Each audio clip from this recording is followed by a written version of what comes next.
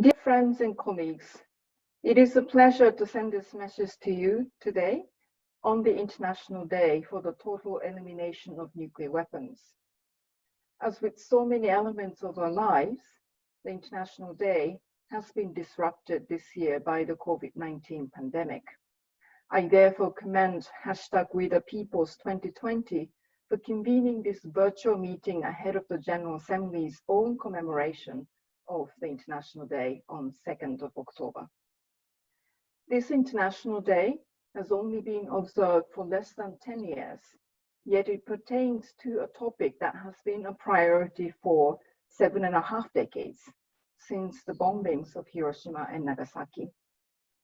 From its founding, the total elimination of nuclear weapons has been the United Nations' highest disarmament priority.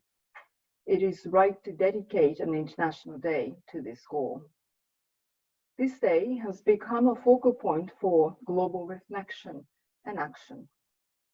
Past commemorations of this day at the United Nations, which always fall within the general debate of the General Assembly, have provided an opportunity for the highest political decision makers to go on record about their commitment to the goal of a world free of nuclear weapons. It is a goal that remains more relevant than ever. Growing distrust and tension between the states that possess nuclear weapons have increased the risk of a nuclear confrontation. Programs to modernize arsenals threaten a qualitative nuclear arms race, based not on numbers, but faster, stealthier, and more accurate weapons. New START, the only treaty constraining the size of the world's largest nuclear arsenals, is set to expire early next year, raising the alarming possibility of a return to unconstrained strategic competition. The dangers posed by nuclear weapons are higher than they have been since the end of the Cold War.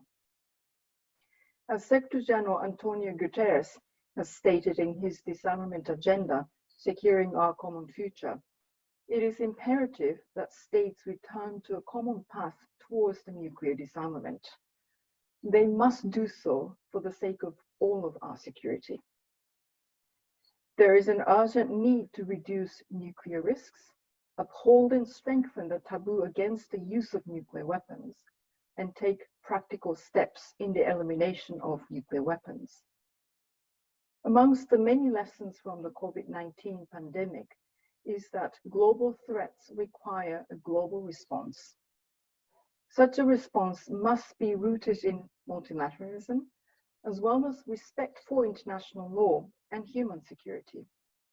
Civil society is crucial to a vibrant multilateralism.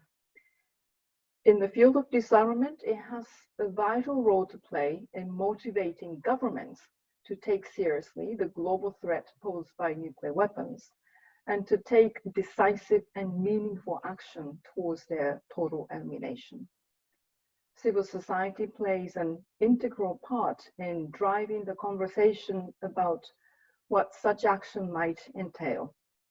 My office remains committed to achieving greater integration of experts, industry, and civil society representatives into the meetings of all United Nations disarmament bodies. Nuclear weapons have the potential to end all lives on this planet. Their elimination should be a matter of interest to every single one of us. I look forward to continuing to work together with civil society towards the achievement of our shared goal of a world without nuclear weapons. I thank you very much.